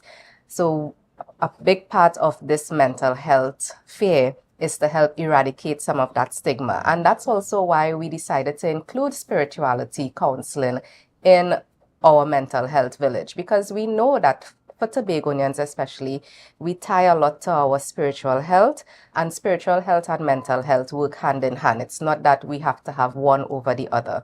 So definitely we are trying to eradicate stigma. It still exists, but I would say that it's been improving. People are more accepting of mental health conditions. Okay, and Mrs. John, has any policies been drafted to acknowledge mental health in the workspace, and what are some of the approaches being used to assist with improving mental health in the workplace? Okay.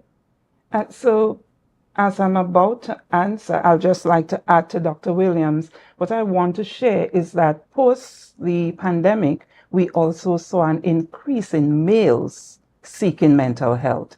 Before that would have been a challenge. We normally would see more females coming out to mental health, but we saw an increase in males and even younger males and average age seeking mental health. So it is, as Dr. Williams said, we are coming out slowly, but we are coming out, and we are hoping that this program is going to help in that awareness.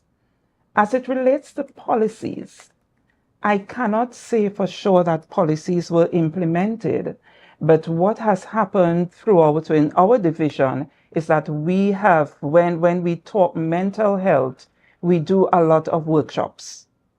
So we have been on the ground doing workshops, making persons aware. And now within the pandemic, one of the things that is important to mental health is the ability to do work-life balance. And within the pandemic, we would have had work from home. And interestingly, this is one of the things that should be in a policy, where persons have the ability to have flexible working hours, working from home, where they can create that work-life balance.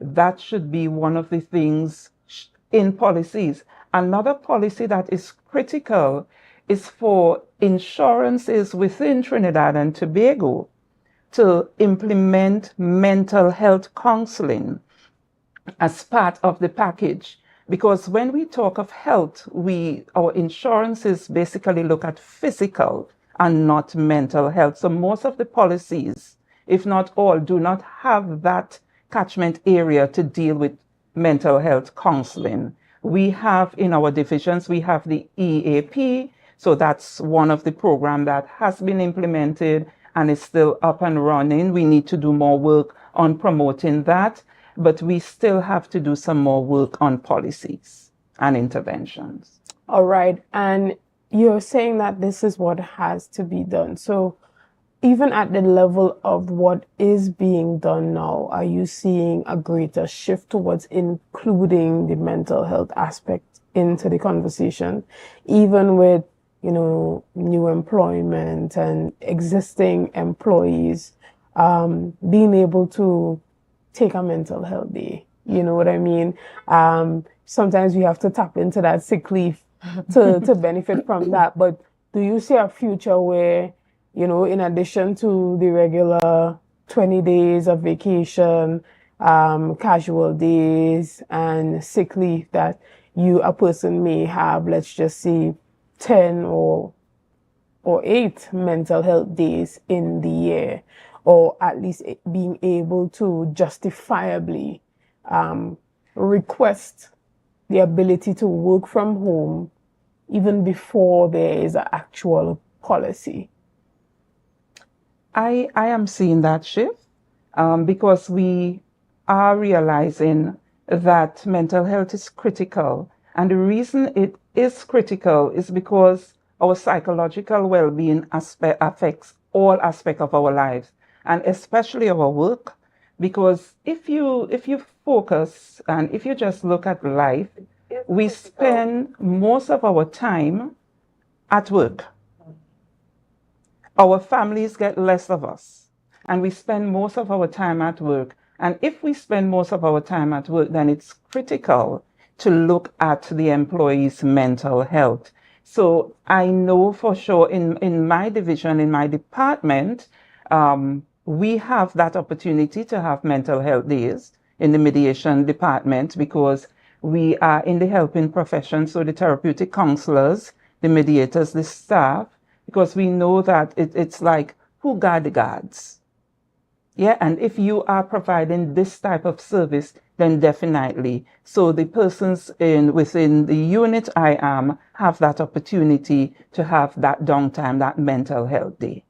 I think the issue currently the challenge that we're facing is that a lot of this is at the discretion of the managers or supervisors. Correct. And it's not written policy that's enforced, and that makes it problematic because I do have clients that come to see me, and just to take an hour off to come to the hospital for treatment is a problem, you know? So I think for the most part, we have to try to get this on board, even if it starts with the Tobago House of Assembly and then progresses to other areas. It's really something that we should look at because, again, we are losing more due to loss of productivity, absenteeism, presenteeism. People are just not performing well at work because they're burnt out, they're stressed. Right, and I'm glad that you brought the topic of being burnt out. I remember experiencing burnout in 2022. I did not really understand what it was until I started doing some more research. And persons often are burnt out, but they don't know that they are burnt out. So they are even more stressed because they think, okay, I'm procrastinating, I'm being lazy, right? I have all these things that I know that I need to do, but I'm not doing it. So there's that added pressure on self of not being able to deliver. And, signs of burnout, can be, simply not even wanting to open up your WhatsApp or just having anxiety thinking about opening your email. Yeah. And, putting off having to respond. You see messages and you know that you need to respond, but you just cannot muster up, Yes. the strength to respond. And it happens in very subtle ways, or it can be very severe to the point where a person just doesn't even want to leave home to go to work. So can you also, tell the public of what signs they can recognize in themselves or others of burnout? Okay, so the first thing you want to look at is if there's any change in your behavior. That could be, being withdrawn from your colleagues at work, decreased productivity. It could be being late frequently. It could be absenteeism. But you want to look at changes in your actual behavior or your performance at work. Burnout has 4 main components. There's the physical component. I'll just talk about that. So, for example, you find that you're not sleeping well, you're not eating well, you have a lot of tension, pains and aches, frequent migraines or headaches. It may be issues with your digestive system. Then there's cognitive components related to burnout. This has to do with your thoughts. So you've become more pessimistic, very negative oriented, or as it relates to your thoughts, you're not able to concentrate. You're not able to focus, you're making a lot of mistakes at work, or you may have brain fog. Then there's the emotional component, and the emotional component has to do with how you feel about work now. And this could be, apathy. It could be no motivation or low, but for most times it's just no motivation, right? You literally go to work because you have rent to pay or you have to buy groceries. The emotional component could also be how you feel towards your colleagues, how you feel towards yourself, how you feel towards your organization. And then we have the behavioral component, which is how you act. So the things you do or don't do. So let's say before you participated in meetings, you were present at events, and now you stop doing that. It may be an indication that there's burnout. And so you want to look at changes in these 4 areas. Have you been isolating yourself? Are you neglecting your appearance? I remember during the COVID-19 pandemic, a lot of people just didn't care how they went to work anymore. They just stopped doing the makeup. They stopped putting effort because people were mentally and physically fatigued. Yeah. We were hyper-vigilant all the time. I remember getting ready for Zoom meetings like 2 minutes before. Right. Yeah. That's when we will get ready. Yeah. But I totally understand. And, we see persons at work, experiencing a certain level of withdrawal. And you often, you hear or you will see a lot of negativity surrounding that. So instead of maybe rallying around that person or trying to have the conversation to find out, hey, I find that your energy is a bit low, or I don't see you engaging as much anymore. You're usually, the center of the discussion, and now you have totally withdrawn. You don't really contribute to the discussion anymore. And, you're just kind of behind your desk. No one sees you. No one hears from you. Do you recommend persons to reach out to their colleagues? Or, because, there is a culture of, I don't want people in my business. Yeah. So how do you bridge the gap between being empathetic and wanting to provide support for your colleagues, but yet giving them the space to feel what they're feeling and experience what they're experiencing without feeling like there's too much pressure? Right. Or judgment. So definitely one of the first things is that managers, supervisors should be trained in mental health awareness. Supervisors and managers should be able to recognize when their employees may be suffering from burnout or even experiencing a mental health condition. And I would say, just from my recommendation, Ms. John could give hers as well, but I usually recommend that you use I statements. So just talk about what you have noticed. So I would say, I've noticed that you're not talking as much, or I've noticed that you're coming to work late these days, or I've noticed. That way you're not really accusing the person of anything. The things that you notice could be inaccurate, or there could be a reason for it. There's no judgment. It's just you saying, I've noticed that. And then you allow space for, do you want to share what's happening? So, I'd say, I've noticed that you've just been in your room all week and you're not talking to anybody. Do you want to share what's happening? That's it. If they say no, I just let them know, well, I'm here in case of anything. Sometimes that's all we need to do. I really like that. I really like that. You have any tips as well It's for managers? critical. I like that fact that managers and supervisors should be trained. But there is a skill and a quality managers and supervisors should also have, and that's empathy. That ability to put yourself in somebody else's shoes, that ability to be non-judgmental and to genuinely care about your staff. If we have managers who have that empathy, then it would be easy, because based on what Dr. Williams just shared, some managers would not be able to speak to that employee. And when you are in that position, when you cannot go to that staff, you have to find someone, because we know that in the workplace, everybody have a somebody. All right. And that sometimes you have to use that somebody to help this person to find out what is really happening. And sometimes when you ask the question, I've noticed a change. What is happening with you? Tell me, you care to share? And this person would open up and you would be shocked to know what they are going through. And then you can now understand, oh, this is why they are late. This is why they have to leave early. Because sometimes we have issues where you have, we think that the only thing, the only person that we care for is our children. But now we have aging parents that we have to care for. And we have so much things happening at home. And we want to just encourage persons to talk to somebody.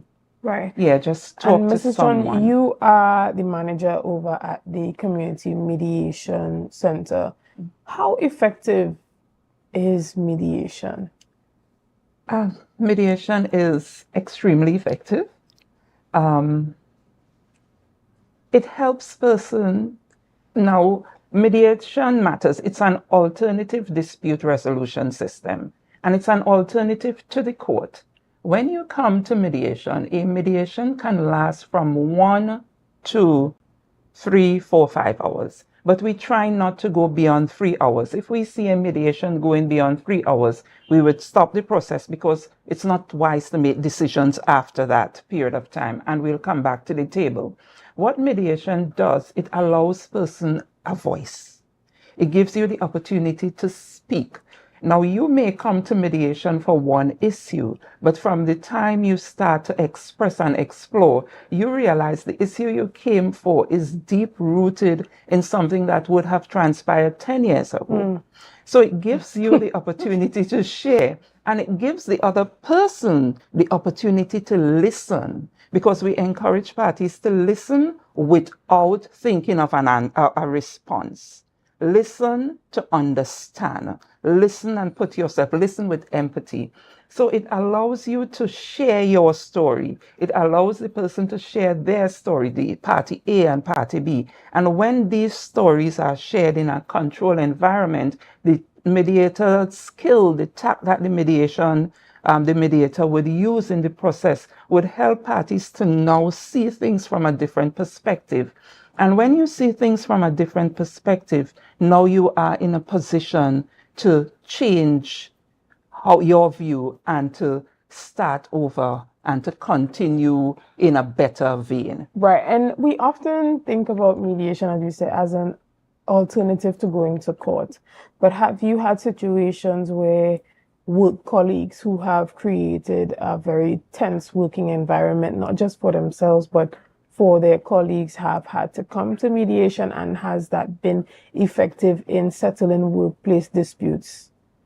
It has been, and we have had that instance. We have had it within the THA, within our department, within our division, and external division, where we would have had to go in and do mediation among supervisors and employees, among different parties.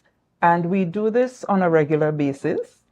It has proven to be successful. Coming out of many of our mediation, we find that there are some underlying issues where we recommend to the person that you should probably do some counseling to help to deal with that. So once parties agree, we refer them to counseling. And we don't just do individual counseling, but we do family counseling. We do conferences, family conferences. And if we think it's necessary to bring in the neighbor, right, we encourage and that. Here's what I want to find out. When it comes to culture, there are persons who, because of the intensity of the dispute, it is very difficult to approach the opposite party and say, okay, here's what, let's go to mediation.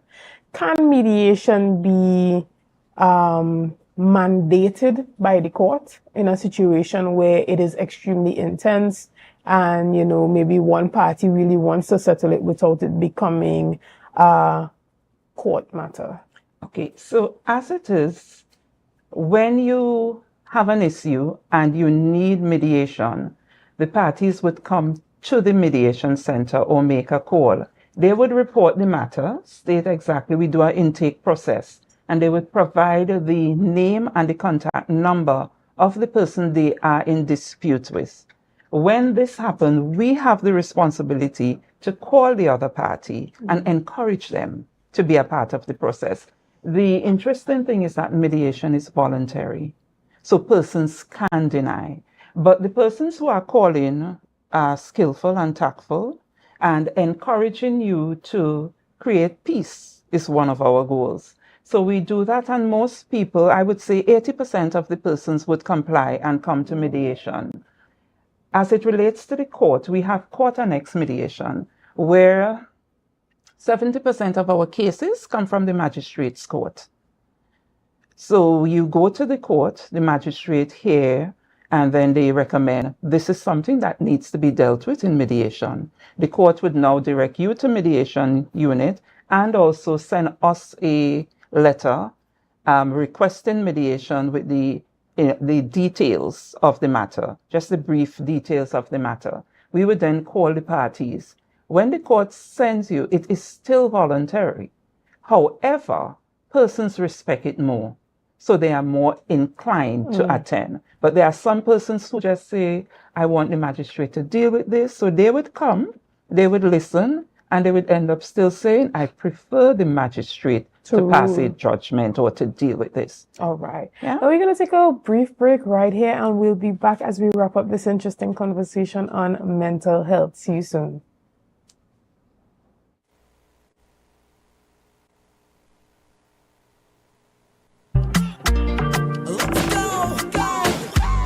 It's a brand new morning, rise up to a brand new dawning. As the run out.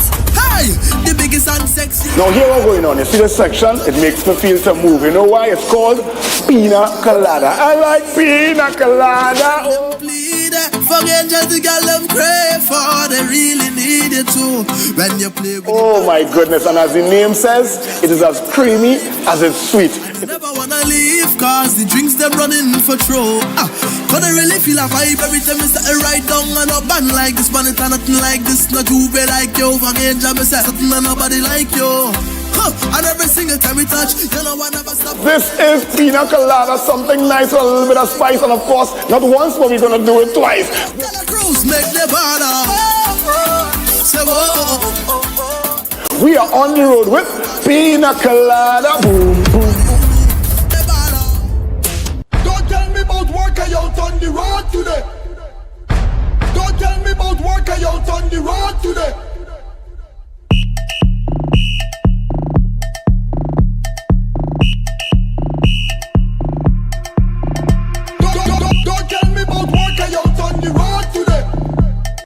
Attention soldiers, are you ready for the ultimate mission for Tobago Carnival? Yes, it's time to gear up for Army Fed Operation Rocks Glow. feel like I run in tongue again. No place like home. Go down in the center, go down in the center, go.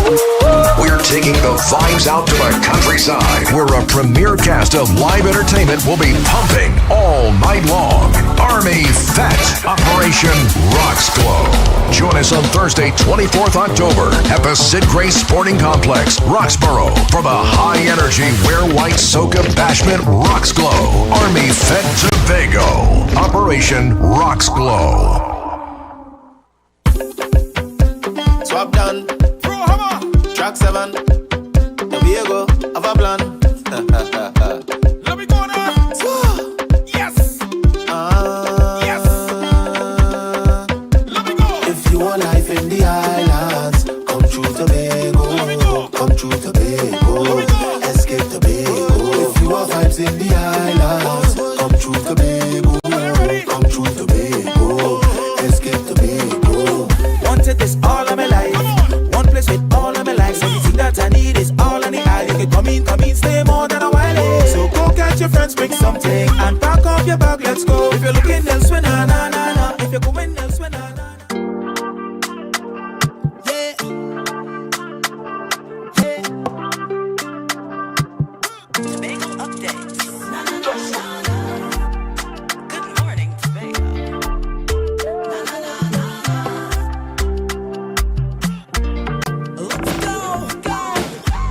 It's a brand new. Good morning, and welcome back to Good Morning Tobago right here on Tobago Updates. Now, this morning we have been chatting about World Mental Health Day, mental health awareness, and mental health in the workplace, and all that has to offer. Now, we particularly focused on the event that's happening on Thursday at the Gulf City Mall Lowlands. That's starting at 10 a.m. and finishing at 5 p.m.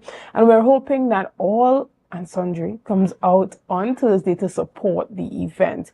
Now, it's not just about coming on and hearing persons talk, but it's about really engaging, understanding mental health, and understanding how you can play an active role in bettering your own mental health and the mental health of your colleagues and the environment that you work in, and helping to reduce some of the stress and anxiety that comes with work.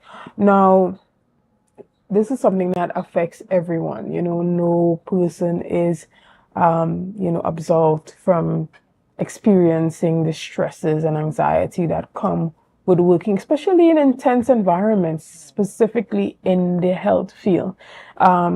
You often don't hear persons talking about the impact of, losing patients on nurses and doctors. So is that something that is often explored at the Division of Health and Wellness? Mrs. John, is this something that you guys often explore?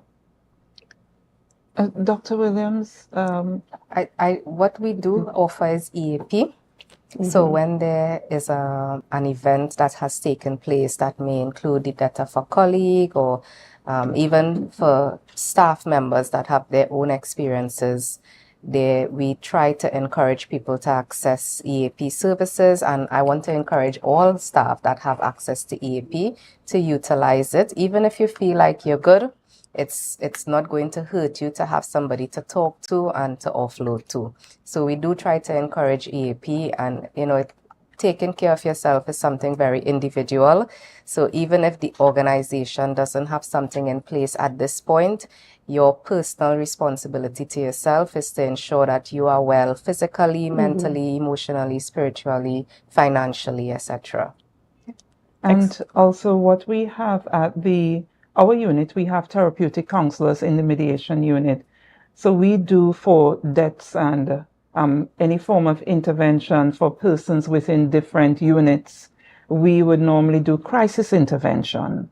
And when we do that crisis intervention, we encourage parties. We normally would do it in groups. We encourage parties to seek out EAP also. Excellent. We want to thank you guys so much for coming on this morning. Thank you for, chatting with us on mental health.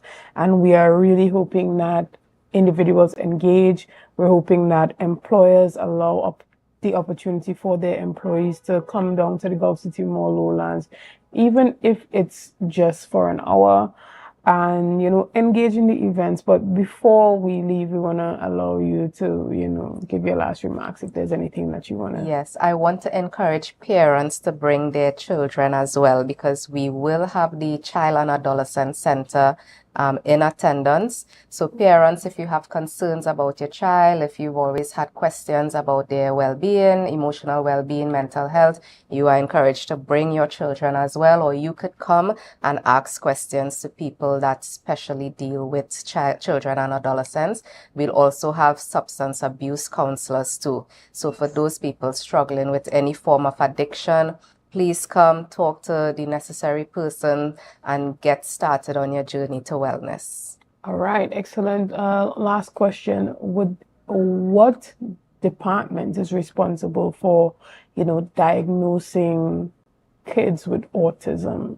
And would anybody who deals with that be possibly available to chat during the Paint the Town Green event? Yes, definitely. So in the TRHA, that would be the mental health unit. And in the mental health unit, we have a special subsection that deals with children and adolescents called CAC, Child and Adolescent Center, and they would deal with all mental health related problems in children and adolescents. So definitely someone would be there to answer questions. All right. Thank you so much again, ladies. Guys, we want to thank you so much for being a part of the discussion this morning. Thank you for liking, sharing, and commenting, and just sticking with us through to the end. I have seen your comments, and I'm glad to know that you also enjoyed this discussion on mental health. And as I said before, this is an event that you don't want to miss. You tell your boss about it just in case they haven't heard about it. And I think that you should have the right to participate in this event. So we want to thank you again so much. And thanks for all that you have been doing and continue to do, not only to help us to rebuild, but to also help us to continue being the #1 broadcaster here on the island of Tobago. See you soon. Goodbye.